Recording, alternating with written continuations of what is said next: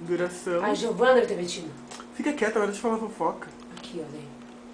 Acho que ela tem assim. Betina. Eu vim aqui na casa da Laura hoje, encher muito o saco dela.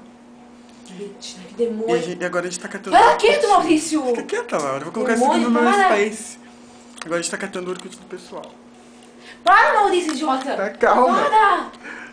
Olha, Betina, Tá, estamos tá. catando o seu Orkut.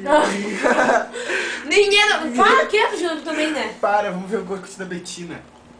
Tati, totalmente preparado porque a gente tá catando teu Orkut.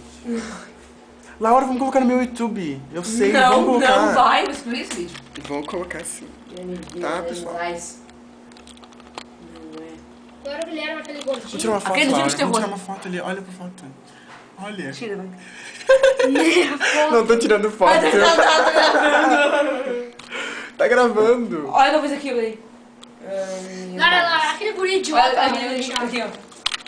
Eu fiz uma coisa aqui, ó. Ah, Maurício, olha aqui, olha.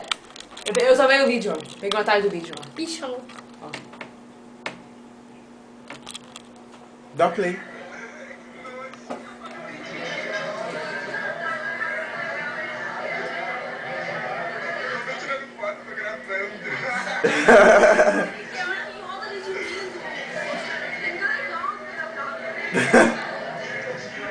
A Laura sempre se avançando, né? Bem gata.